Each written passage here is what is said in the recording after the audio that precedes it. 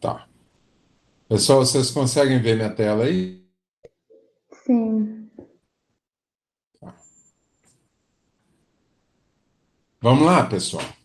Olha só, fala, nós passamos aí no primeiro trimestre conversando um pouco sobre as relações mundiais e etc., né? Começamos agora falando sobre os conflitos mundiais. Eu acho que a gente deveria seguir essa ordem, mas a gente segue uma ordem institucional, tá ok? Então, por isso, eu vou.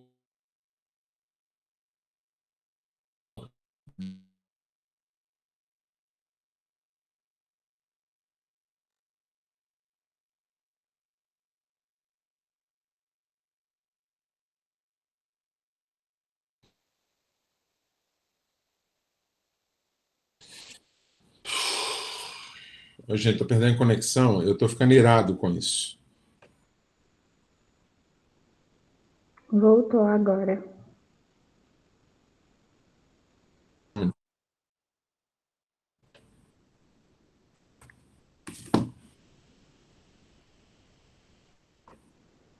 Deixa eu só passar para o meu 4G aqui.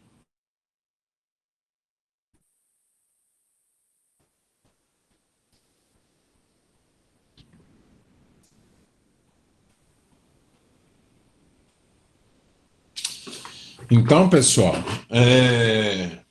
vamos tentar compreender um pouco essa questão da industrialização. Como é que a industrialização se dá no mundo? Depois nós vamos partir para o Brasil. Vamos falar sobre pré-industrialização, industrialização e perspectiva econômica para o futuro, tá ok? Nós vamos falar um pouco da questão histórica hoje, boa parte sem slide. Depois eu vou entrar efetivamente nos slides e vamos falar sobre isso. Vamos falar um pouco sobre essa distribuição industrial no Brasil, como é que ela acontece efetivamente, tá? E entender que mesmo a gente lidando com a questão da indústria, nós estamos lidando efetivamente com o que a gente chama de geopolítica. Aqui nós vamos trabalhar de geopolítica e geohistória, tá ok? Então, eu vou falar para vocês a respeito disso aí. O exercício foi tranquilo para todo mundo?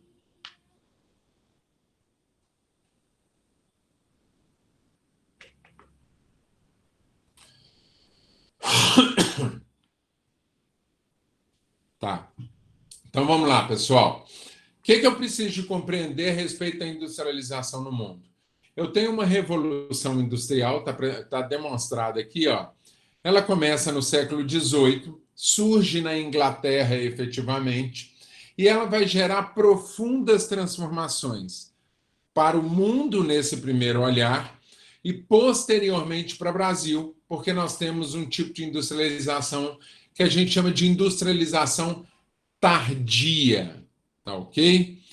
Então essas transformações vão acontecer e eu queria trazer hoje uma aula com bastante curiosidade para que vocês entendessem esse processo aí, tá ok? Pessoal, eu disse na última aula e vou repetir nessa para que a gente não caia nisso de novo. Nós vamos tratar aqui igual sala de aula. Você tem um determinado horário para você entrar.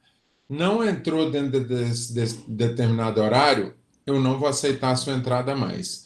A gente está tendo sérios problemas. Vocês terminam uma outra aula às 8h50. Para entrar aqui, com 20 minutos é o suficiente para que você consiga o que for. Algumas pessoas reclamaram comigo assim: ah, Alexandre, mas é porque eu estava com dificuldade no link e tem que esperar o pessoal da sala mandar o link novamente. Pois eu estou entrando através do link, refiz ontem o link que está lá no Moodle, porque realmente estava ruim. Então, essa desculpa não rola. Ah, eu estava em outra aula do outro professor e tal. Você fala com ele que você tem horário para poder entrar na minha aula, e se você não entrar, eu não vou te aceitar. Ok? É, Tranquilo aí, gente?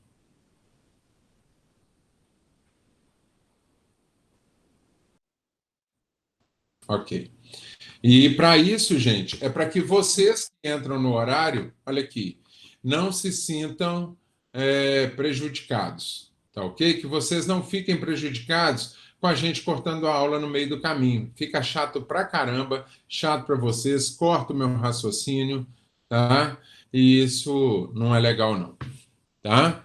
Então, o processo de revolução industrial, nós vamos ver que ela começa no século XVIII. Quando que ela vai acontecer no Brasil? Nós nem podemos dizer que a gente tem significativamente uma revolução industrial acontecendo no Brasil. Nós temos uma nós temos uma revolução muito suave acontecendo dentro do Brasil, que ainda não é industrializado. Alexandre, mas eu vejo indústrias no Brasil e nós vamos entender, pessoal, que tipos de indústrias são essas e o que isso representa. E nós temos uma fatia desse mercado, mas nós temos menos de 15% da economia do Brasil voltado para a indústria. Tá ok? E isso é pouquíssimo significativo. Temos perdido a indústria desde o governo Dilma e o novo governo deveria tratar isso, infelizmente, não está tratando. Tá ok?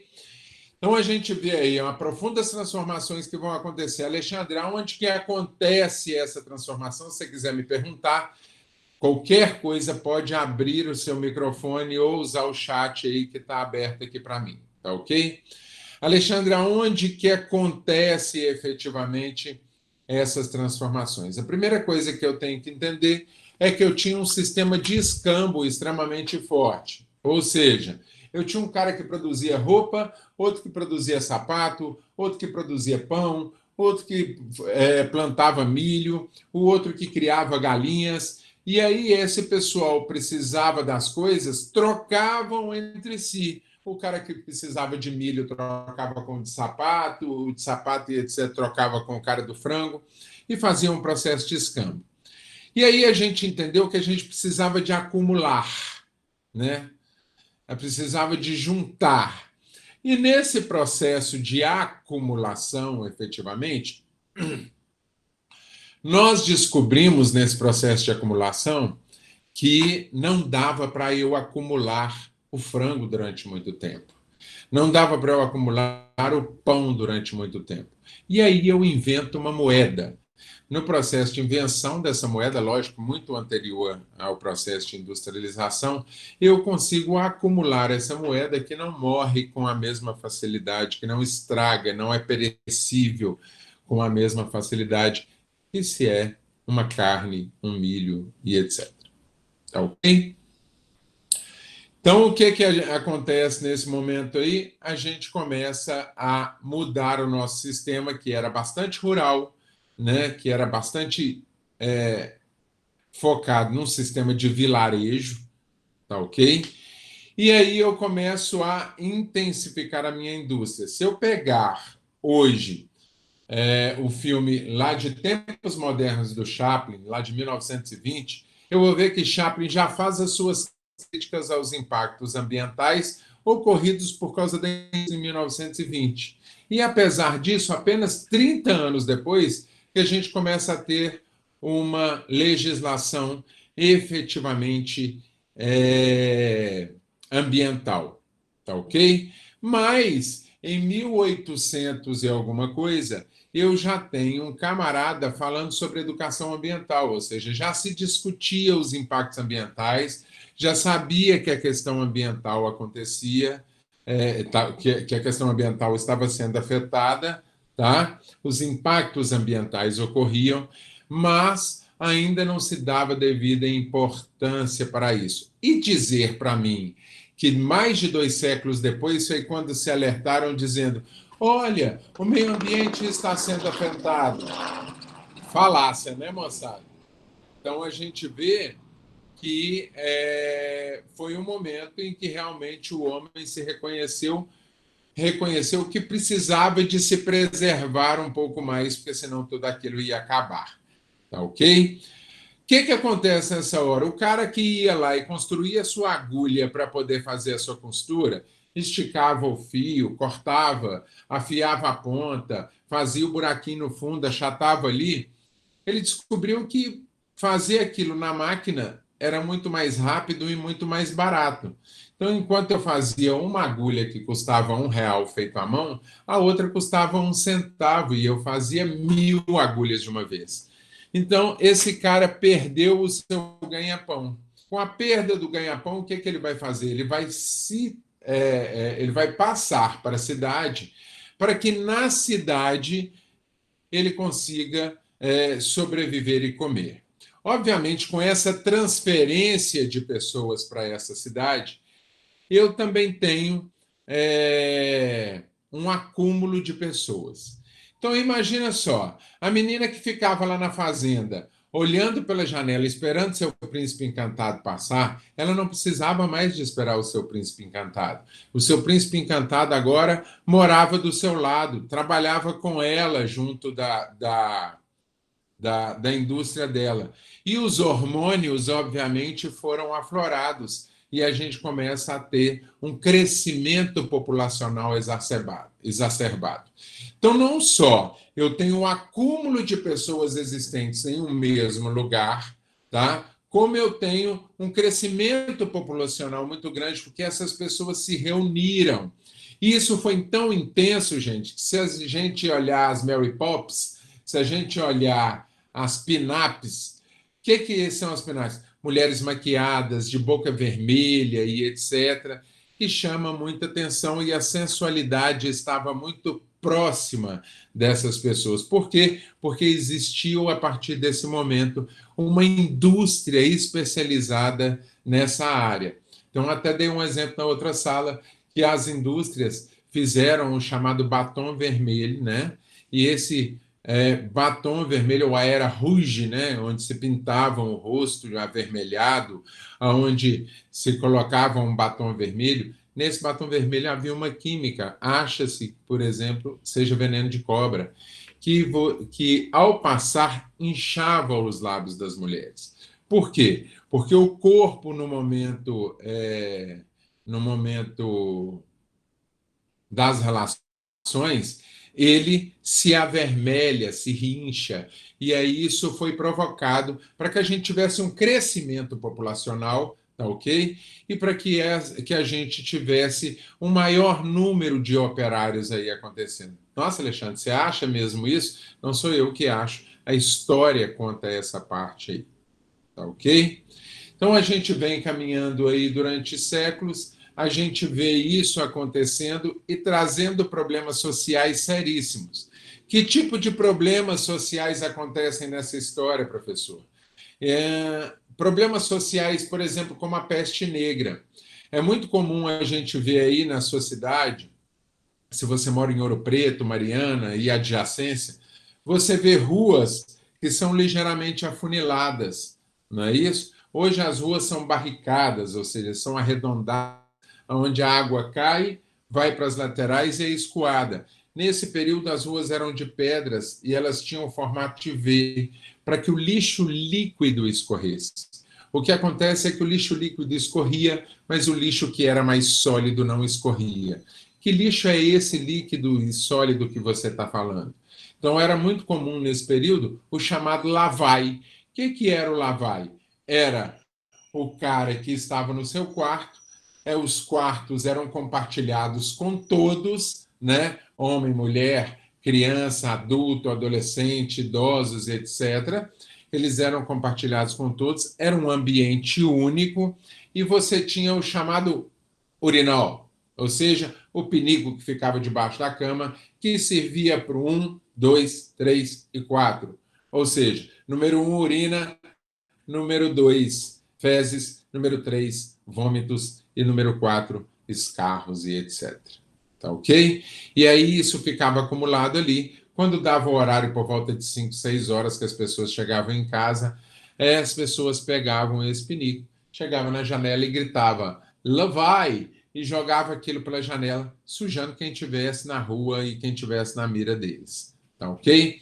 Para isso, então, com isso, então, você vê um camarada chamado David Harvey, que tem um livro fantástico chamado Condição Pós-Moderna, vale muito a pena você ler, tá? E nesse livro ele conta um pouco da história da industrialização e ele conta que as casas eram tão próximas que se colocava o braço para fora, esticava o braço e era capaz de você tocar nas janelas laterais. Lembrando que a moçada daquela época tinha aí o seu 1,60 m, né? Deixa eu só verificar uma coisa aqui, gente. Tá. Lembrando que a moçada aí tinha o seu 1,60 m e eram pessoas de baixa estatura, tá ok? E ele conta que a cidade fedia a esgoto, cheirava fezes, essa era a expressão, tá? Isso por causa desse lavai que está ali. Então, Oswaldo Cruz tinha acabado de chegar da Europa, vendo tudo que estava acontecendo na Europa com a peste negra, gente morrendo por causa dessa peste, e chegou aqui no Brasil e reconheceu que isso também iria acontecer no Brasil. Então, o que Oswaldo Cruz fez? Oswaldo Cruz chamou os escravos, né, chamou os donos dos escravos e fez: nós precisamos de resolver isso antes que isso chegue aqui. E aí ele pegou, colocou uma tina na cabeça. O que é a tina? É um balde de madeira, daqueles que se carrega vinho. Colocou uma tina na cabeça e mandou que os escravos recolhessem de casa em casa o lavai. Só que esses escravos saíam andando pelas ruas, não podiam parar.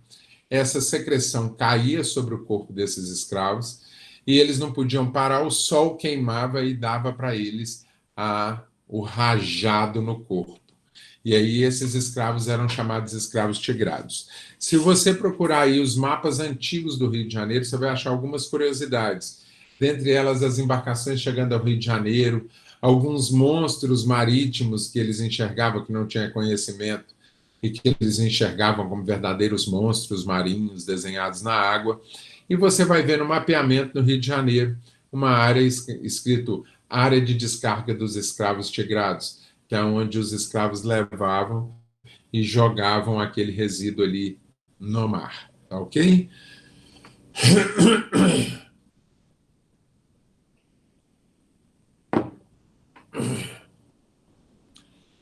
Então, o que acontece nessa história? Eu tenho uma Segunda Guerra Mundial acontecendo, e com o final dessa Segunda Guerra, eu tenho dois países, como nós já conversamos aí, como os grandes vencedores. O primeiro, Estados Unidos, e o segundo, a Rússia. Esses países se propõem a ajudar, entre aspas, os outros países a poder se recuperar. E como é que se dava isso? Emprestando dinheiro para essa galera. Tá? Dentre essas daí, vários pegaram emprestado, mas vários também se tornaram dependentes dos Estados Unidos. A gente vê nesse período a Inglaterra falsamente dizendo: olha, coitadinha da África, a gente viu que nessa Segunda Guerra Mundial a gente sofreu tanto que a gente viu que nós não fomos corretos com a África, como se eles não tivessem passado pela Primeira Guerra, né? Como se eles não tivessem um reconhecimento do que eles estavam fazendo era errado.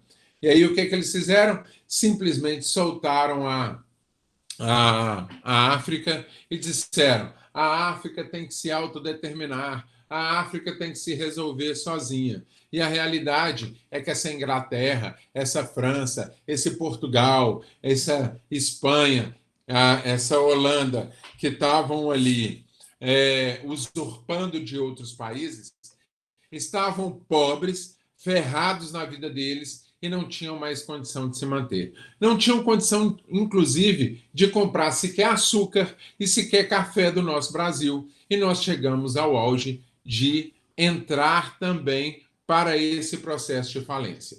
Antes que esse processo de falência acontecesse, o Brasil, então, resolveu voltar o seu mercado para o mercado interno desse país. Então, constituir leis onde essas leis vão bloquear um processo de importação, ou seja, não vai trazer produtos de outro país.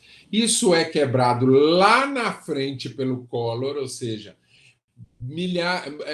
décadas depois do que isso acontece, mas lá na frente quebra-se esse processo, mas anterior isso foi necessário para que esse país sobrevivesse. Um mercado interno. Então, se você conversar com seu pai e com seu avô, ele vai dizer assim, quais são as montadoras brasileiras?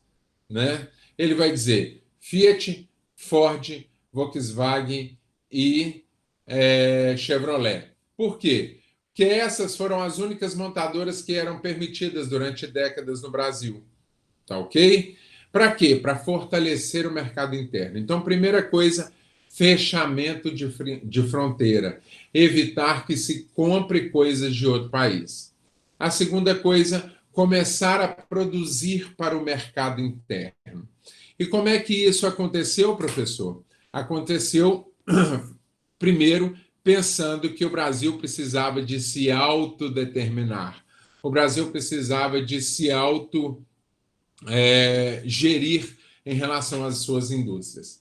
Só que esses camaradas foram olhar essa indústria e acabaram descobrindo que nessa indústria eles não tinham mão de obra qualificada.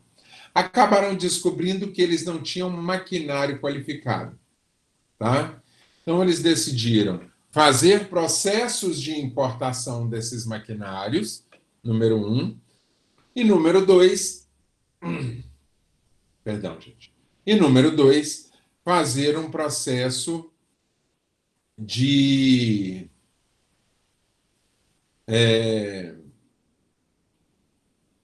efetivamente de mercado para que isso aqui acontecesse. Descobriu que essa população desejava mais e colocar isso à disposição dessa população que precisava. Mas precisava de mão de obra para poder fazer essa indústria. Então, o que nós fizemos? Nós construímos escolas particulares para os ricos e construímos escolas públicas para o pobre, para que o pobre aprendesse a ler e a fazer cálculos básicos, divisão, subtração, soma, né? Dividir, subtrair, multiplicar e somar. Então, basicamente, era isso, e aprender a ler. Para quê? Para saber lidar com o manual da máquina. E assim a gente nasce uma industrialização um pouco mais brasileira. Por que um pouco mais? Porque a gente ainda tem um investimento muito ruim nisso, e a gente passa por um processo de desindustrialização do Brasil desde o governo Dilma. Tá ok? Então, a desindustrialização ela não está acontecendo por causa do atual governo, apesar do atual governo já deveria ter feito alguma coisa para isso. Mas é lógico, vamos colocar desculpa no Covid, porque é muito mais barato colocar à disposição essa desculpa no Covid. Tá ok? Então, eu estou colocando um mapinha do Brasil aí, ó, só para que vocês possam entender um pouco mais. Vocês conseguem ver esse mapa aí, gente? Sim. Tá. Só para vocês compreenderem um pouco mais, eu tenho aqui o Rio de Janeiro como um dos... Na verdade, eu tinha 3 portos no Brasil, um no Nordeste, um no Centro-Oeste, que ainda não era efetivamente chamado assim, e um no Sul, tá ok? E aí, esse do Sudeste não era ainda o Porto de Santos e não foi o São Paulo que começou a produção de café, foi o Rio de Janeiro, mas São Paulo tinha as terras mais apropriadas e São Paulo também tinha uma produção de cana forte, o que ajudaria São Paulo a ter uma mão de obra escravatícia melhor e também uma industrialização melhor. Então, o que São Paulo, o que eles fizeram? Investiram aqui em São Paulo, retiraram o Porto de Santos do Rio de Janeiro e trouxeram para São Paulo, para Santos, perdão, retiraram o Porto do Rio de Janeiro e trouxeram para Santos, formando assim o maior porto do Brasil, e retiraram a capital de Salvador, lembrando que o Distrito Federal não é um estado, né?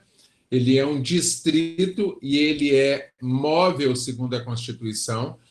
Então, nós retiramos o Distrito Federal daqui de Salvador e trouxemos ele para o Rio de Janeiro e começamos a dar desenvolvimento nessa região aqui a partir dos anos 30, tá ok? Com o JK, eu vou ter um investimento no Centro-Oeste e aí eu passo o meu Distrito Federal para a área central, o que é, na verdade, um processo de identificação de uma centralização do poder legislativo, né?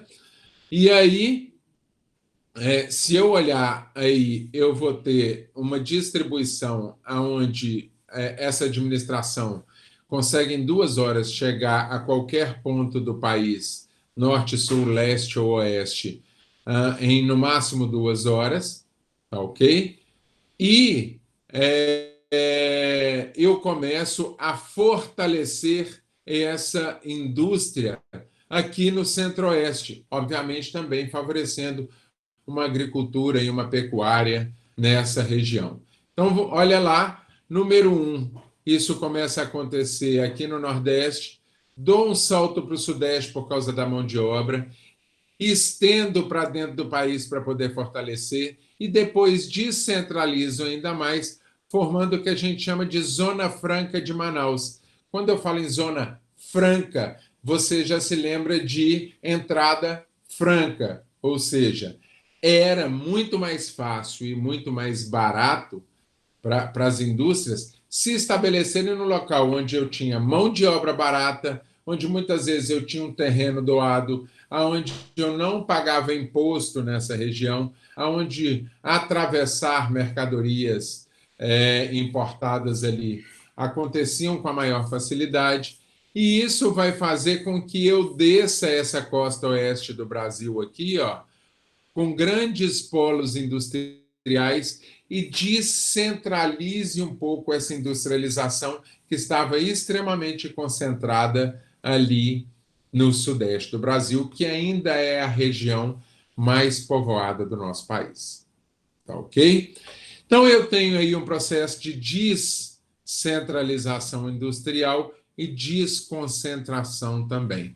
Agora, é importante quando eu trazer aqui uma angústia que muitos alunos falam comigo assim, Alexandre, mas ainda precisa de ter equidade, ainda precisa de ter um equilíbrio maior, porque essas regiões possuem um disparate muito grande e o Brasil não tem equilíbrio econômico, industrial, e isso é um problema. É um problema porque o país, o Brasil, é um Brasil de muitos países. Ou seja, eu tenho culturas muito diferenciadas, eu tenho uma diversidade ecológica muito grande, uma diversidade biológica muito grande, uma diversidade geológica muito grande, uma diversidade hídrica muito grande. A abertura de portos e etc. é algo muito caro e para eu trazer equidade para esse país é praticamente impossível, mas eu consigo dar uma distribuição um pouco melhor. Ok, Han? Então, o que eu faço nessa história, então? Eu vejo que essa revolução industrial vai acontecer lá na Inglaterra primeiro, vai se fortificar através do mundo. Nós vamos voltar no Brasil de novo, tá, gente? Um pouco mais para frente. E aqui eu vou ter a chamada Revolução Industrial, que para muitos historiadores e geógrafos, ela desempenhou um papel vital no desenvolvimento capitalista. Tá? Então, qual a importância de indústria para o desenvolvimento de uma nação? Então, eu acho que a primeira coisa que eu tenho que trazer aí para vocês é uma concepção, primeiro, do que é uma nação, né? Muita gente tem um pouco aí. Então, a nação efetivamente é um agrupamento de pessoas, tá? E elas estão compartilhando de uma mesma origem étnica, um mesmo idioma, relativamente os mesmos costumes, tá? Elas têm os mesmos interesses e elas possuem aspectos muito parecidos. Então, quando eu estou falando em nação, eu não estou falando efetivamente em um país dentro de um território. Eu posso ter, por exemplo, uma nação indígena. Tá? Hoje, quando eu falo com indígena, é diferente de eu falar do brasileiro. Eu posso ter uma nação uma nação judaica, que não necessariamente está firmada dentro de um território. Ela pode estar firmada dentro de um território ou não.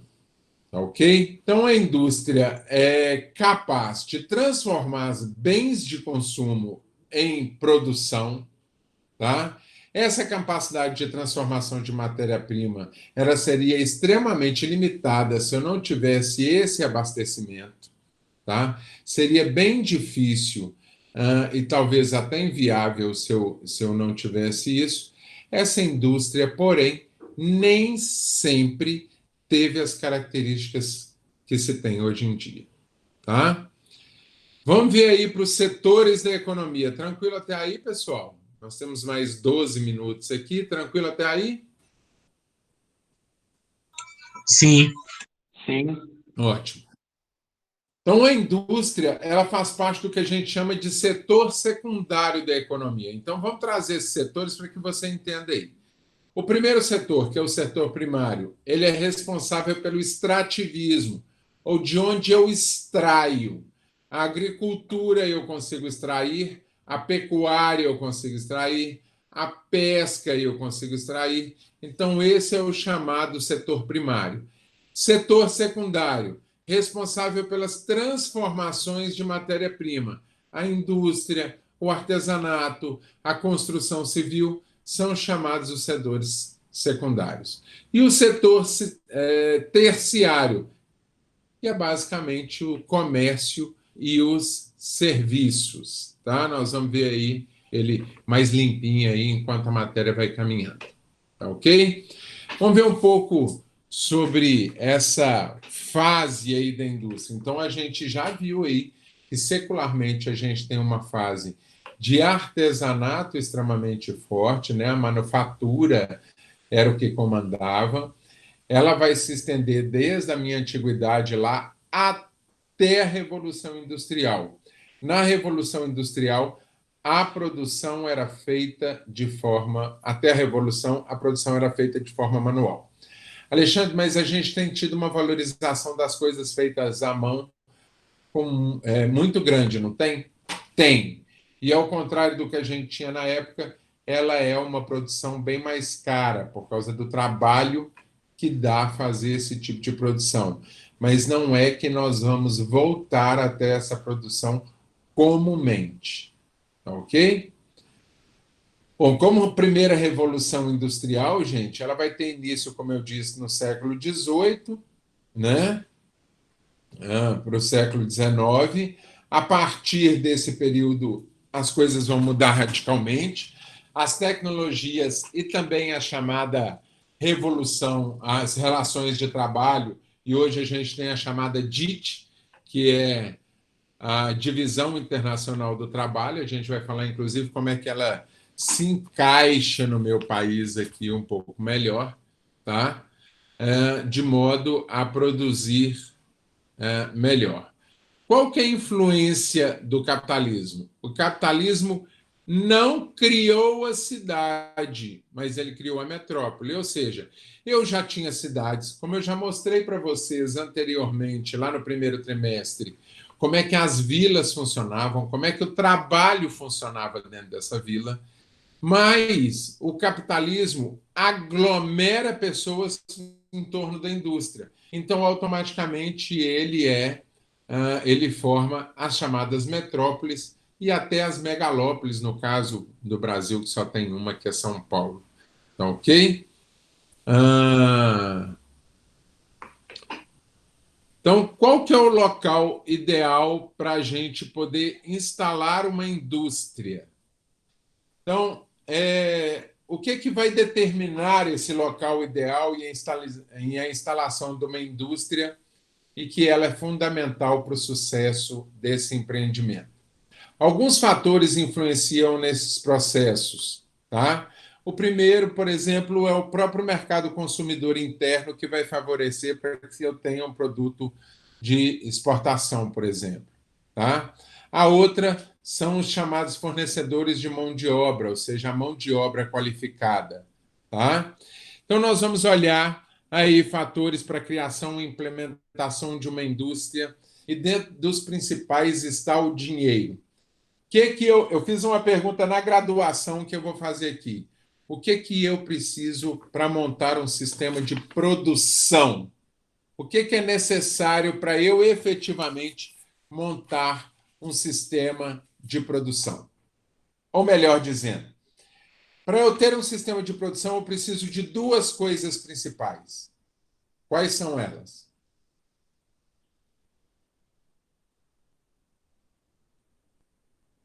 Seria mão de obra e matéria-prima? Pois é, mão de obra é uma boa, mas quem é a mão de obra? Então, aí depende, né, se vai ser necessário uma mão de obra especializada ou não. Mas eu sempre vou precisar de uma mão de obra. Tá. Então, mas Então, matéria-prima qual que é a entra? primeira coisa que eu preciso para poder fomentar um sistema de produção? A primeira coisa que eu preciso é de gente. Dinheiro? A segunda coisa que eu preciso é dinheiro. Aí eu preciso de matéria-prima. Para eu produzir matéria-prima, eu preciso de dinheiro. Para eu extrair matéria-prima, eu preciso de dinheiro. E de que mais? De gente. Gente para poder fomentar trabalho. Então, eu preciso de entender que todo sistema de produção, para que ele aconteça, ele precisa de trabalho e de produção. E para eu gerar trabalho, eu preciso de gente. Para eu gerar produção, eu preciso de dinheiro. Ok? Tá ok? Aí muita gente vai dizer para mim assim, professor, mas hoje a gente não precisa tanto de gente mais, porque a gente precisa que a gente tenha mecanização do trabalho. Sim, mas para eu montar o robô, eu preciso de gente. Para eu fazer a tecnologia e a inteligência para desenvolver, eu preciso de gente. Então, as duas coisas principais que eu preciso para um sistema de produção é gente e dinheiro. Então, eu tenho que pensar que no século XVI eu tinha uma colônia de exploração extremamente forte. Portugal e Espanha eram os dois grandes países desenvolvidos e capitalistas da época. Tá? Muita gente remete ao Portugal de hoje. Portugal era o bambambam bam, bam da época, era como se fosse hoje Estados Unidos e China. Eram ali Portugal e Espanha com a força deles, tá ok, gente? Eles eram essa maior potência, e aí a gente sai do pau-brasil lá no século XVIII e descobre o ouro. O ouro, então, vai trazer um fortalecimento da minha região central ali, com São Paulo, Goiás, Mato Grosso e Mato Grosso do Sul, e depois a gente vai usar essa região, tá, para poder fortalecer principalmente São Paulo, Rio e Minas Gerais. Aí lembra, eu tenho a quebra da Bolsa de Nova York, aí eu tenho a crise do café e acabo trazendo isso. Mas tudo que eu preciso, então, é dinheiro e gente para poder fomentar trabalho e produção. Ok? Então, dentro dos fatores de implantação, uma das coisas que eu preciso é de energia. E nota que energia, ó, energia eólica, lenha, energia solar, tá lá no meu quadrinho, ó. Energia solar, tá? Lenha, eu preciso de energia eólica ou energia hídrica. Então, para executar essa prática aí, é indispensável a utilização de energia para mover as máquinas. Então, eu começo lá no início do meu processo com a minha máquina a vapor e etc., até chegar na energia elétrica. Tá? Então, ao eu escolher um lugar, eu preciso de uma boa instalação de um empreendimento. É preciso verificar qual a fonte de energia que está disponível e a quantidade ofertada dessa energia para que eu tenha um número abundante, tá? Pois o custo da instalação é muito elevado e não pode haver falha e nem falta no tal recurso nesse processo produtivo. Outro fator que eu preciso é mão de obra, tá? Além dos citados anteriormente, outro elemento que é de extrema importância nesse processo é a mão de obra e principalmente o que a gente chama de mão de obra qualificada. Grupo de pessoas que vendem sua força de trabalho em troca de um salário e devem garantir a manutenção do trabalho e da sua família, tá?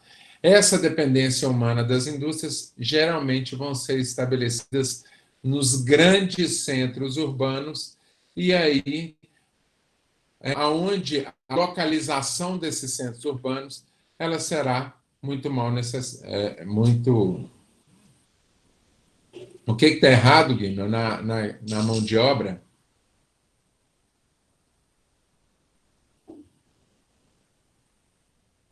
Não entendi a pergunta, professor. É porque você colocou aqui no chat escrito mão de obra? Mas eu coloquei antes. Ah, eu só vi agora, desculpa. Ah, nada, tudo bem. Desculpa. Então, na matéria-prima, gente, 2 minutos para a gente acabar aí. A matéria-prima, a gente vê aí a transformação do chocolate, do cacau em chocolate, né? Então, esse item ocupa um lugar de destaque nos processos produtivos. Então, é lógico, quanto mais próximo a minha matéria-prima estiver da minha produção, melhor. Mas isso é essencial? Não necessariamente. Hoje, o Brasil, ele exporta matéria-prima ou ele exporta produção de bens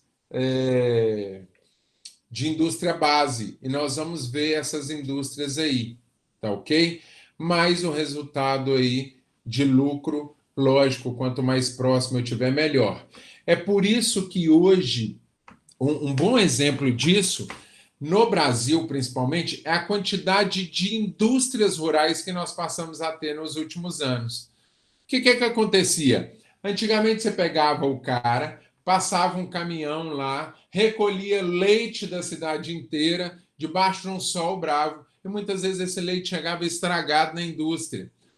Hoje, o que fizeram? O recolhimento do leite na indústria, na fazenda, e a própria produção do queijo, do doce de leite, do iogurte, etc., acontece dentro dessa fazenda. Eu não preciso mais de transmitir isso para uma indústria. A indústria se aproximou da zona rural. Tá ok? Isso é bastante incentivado para que eu tenha. Para que eu tenha. Como é que eu posso falar? Para que eu tenha o fortalecimento da área rural, é que eu evite o chamado êxodo rural. Então, hoje a gente também tem o êxodo urbano, um grupo de pessoas que estão saindo das suas cidades para ir para as outras. Tá ok? E como mercado consumidor aí, gente, a escolha é estabelecer o mais próximo dos núcleos urbanos, por causa da sua proximidade, por causa da redução também do chamado frete, tá? E os consumidores em potenciais vão dinamizando esses fluxos até os centros de distribuição aí. Ok, pessoal?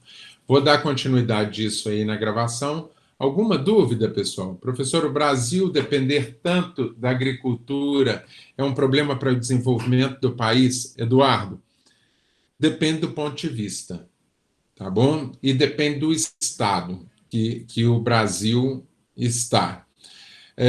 A gente tem que olhar sempre para um mercado com um conjunto de coisas que vão favorecer.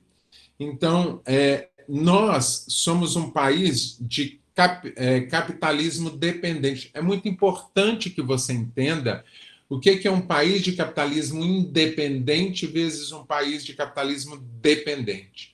Um país de capitalismo independente, ele sobrevive por si só. Se o mundo quebrar, ele consegue se reconstituir.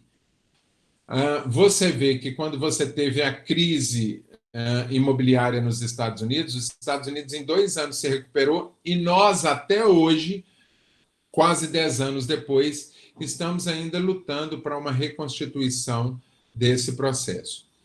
Não é um problema enorme mas a gente tem absolutamente tudo para ter muito mais indústria que nós temos. Nós não temos hoje, por desinteresse internacional e por desinteresse político, por causa de briga política. Essa briguinha que está aí, que entra um governo, ao invés de dar continuidade nas boas coisas que o outro governo tem, diz: eu vou desfazer tudo que o governo anterior fez. Por quê? Por birra, por briga partidária. A agricultura, ela é boa no Brasil, mas ela seria muito mais inteligente se a gente transformasse a nossa agricultura em produtos efetivamente. Nós temos espaço, temos mão de obra para isso, mas nós continuamos fazendo nosso produto e mandando para fora. Para você ter noção, tanto que isso é demoníaco, Eduardo, tá? Demoníaco não no sentido espiritual, tá, gente? No sentido daquilo que te aflige. Nós tiramos o minério, muitas vezes mandamos isso para a indústria de base. Nessa indústria de base, eu tenho a transformação desse minério em chapas de aço. Eu pego essa chapa de aço, mando para a China, mando para os Estados Unidos, mando para a Índia. Eles transformam na porta de um carro, mandam isso de volta para o Brasil monta e vende um carro 10 vezes mais caro do que eles vendem lá. E isso porque nós não conseguiríamos fazer isso, professor? Sim, nós conseguiríamos fazer isso, mas os interesses são muito maiores para que nós nos mantenhamos em indústria de base. E eu vou falar por que nós devemos nos montar, por que essa indústria de base ela funciona aqui muito bem, por que a indústria intermediária ela funciona aqui, ainda funciona fortemente, e por que a gente não consegue ter uma grande indústria, uma indústria de bens e consumo muito bem desenvolvida dentro do Brasil. Ok, pessoal?